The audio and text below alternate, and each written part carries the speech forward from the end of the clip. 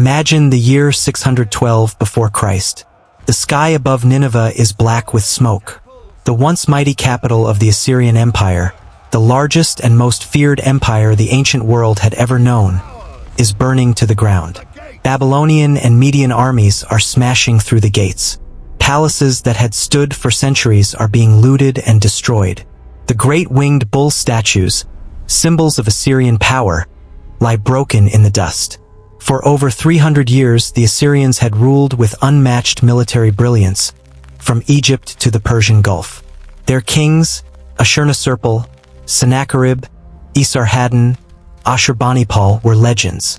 And then, in one catastrophic blow, the empire collapsed. Historians recorded the fall of Nineveh as the end of the Assyrian people.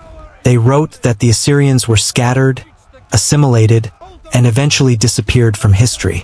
The official story became simple. The empire fell and its people vanished with it. But DNA tells a radically different story. For more than 2,600 years, this narrative remained largely unchallenged. Conqueror after conqueror swept through Mesopotamia: Persians, Greeks under Alexander, Seleucids, Romans, Parthians, Sassanids, Arabs, Mongols, Ottomans. Each new ruler brought new languages, new religions, and new populations. It seemed logical to assume that the ancient Assyrians had been absorbed and erased. Modern genetics has proven this assumption wrong, dramatically wrong. Over the past 2 decades, multiple genetic studies have examined the DNA of modern Assyrian communities. The Eastern Aramaic-speaking Christians living today in northern Iraq, southeastern Turkey, northwestern Iran, and northeastern Syria. The results are nothing short of astonishing. Modern Assyrians are one of the most genetically homogeneous populations in the entire Middle East. Despite centuries of war, genocide, and displacement, their DNA shows remarkable continuity with the ancient inhabitants of northern Mesopotamia. When compared with ancient DNA samples from the region, modern Assyrians cluster very closely with Bronze Age and Iron Age populations from the Assyrian heartland. Their genetic profile is distinct.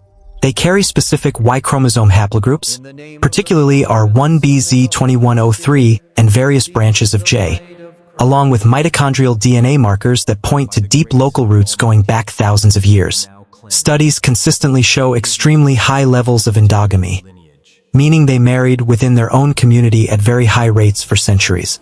This cultural and religious practice helped preserve their genetic identity even as empires rose and fell around them. Think about the sheer scale of what this means. The Assyrian Empire fell in 612 BCE. Their capital was destroyed. Their royal libraries were burned. Their gods were abandoned. Their language gradually shifted from Akkadian to Aramaic. Later, they became one of the earliest Christian communities in the world. They survived Persian rule, Hellenistic influence, Roman conquest, the Arab Islamic expansion, the brutal Mongol invasions, and the devastating Sayfo Genocide of 1915, in which hundreds of thousands of Assyrians were massacred. Through all of this, their DNA remained strikingly stable. While neighboring populations experienced heavy genetic mixing due to migrations and conquests, the Assyrians retreated into the remote mountain villages of the Hakkari and Tur Abdin regions. There, protected by geography and bound by their Christian faith and strong communal identity, they maintained their bloodline with remarkable resilience. Ancient DNA from sites across northern Mesopotamia shows a clear genetic thread stretching from the Neolithic farmers of the Tigris and Euphrates valleys, through the Assyrian Empire period, all the way to the present-day Assyrian communities living in the same geographical area. This is one of the clearest examples of long-term population continuity in human history. In a region notorious for constant upheaval and demographic change, the Assyrians stand out as a remarkable exception. Their survival is not just a story of genetics, it is a story of cultural and spiritual endurance. Christianity became their anchor. The Church of the East and later the various Assyrian churches helped preserve not only their faith, but also their language, Neo-Aramaic, and their identity. Even when speaking different dialects and living under different political powers, they continued to see themselves as the direct descendants of the ancient Assyrians, the people of Ashur. Science has now confirmed what many Assyrians have long believed in their hearts. They are not a new people who appeared after the empire fell.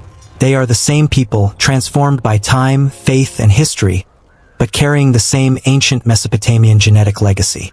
The great palaces of Nineveh may lie in ruins. The winged bulls may be shattered. The names of their kings may be forgotten by most of the world. But the blood of the ancient Assyrians still flows today in the veins of their descendants. This discovery forces us to rethink how we understand the fall of empires. The destruction of a capital does not always mean the destruction of a people.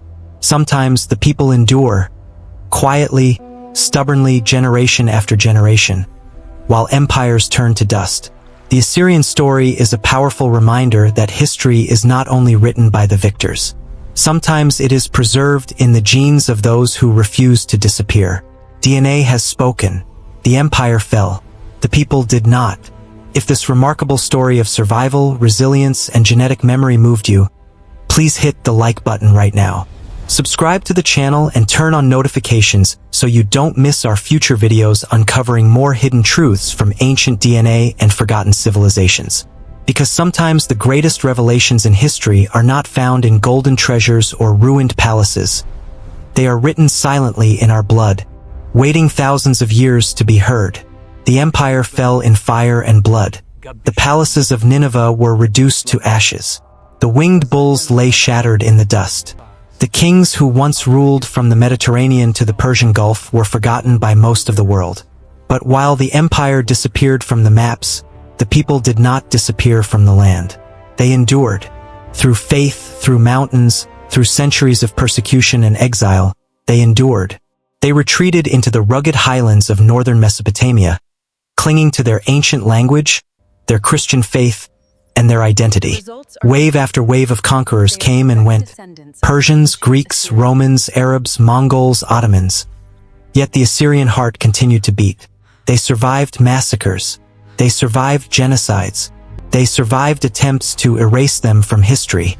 And through it all, they carried something priceless inside their veins: the unbroken genetic legacy of the ancient Near East. Today, modern science has finally confirmed what their ancestors always knew in their souls. The Assyrians were never truly conquered. Their empire fell, but their bloodline did not. Their DNA stands as living proof that some peoples refuse to vanish, no matter how fiercely history tries to erase them. This is more than just a genetic study.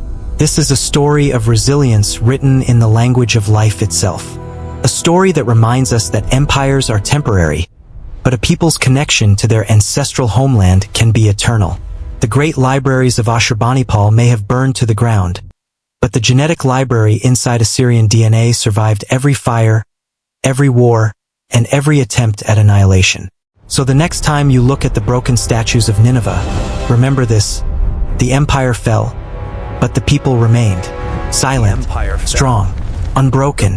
Their DNA remembers everything. If this powerful story of survival and genetic memory touched you, do me a favor, hit that like button right now. It really helps the channel. Subscribe and turn on the notification bell so you never miss our next deep dive into the hidden truths of ancient DNA and forgotten civilizations. Because the real history of humanity isn't always found in textbooks or royal inscriptions. Sometimes it's hidden in the blood of ordinary people who refuse to disappear.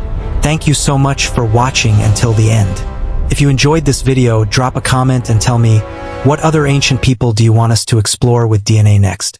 See you in the next one.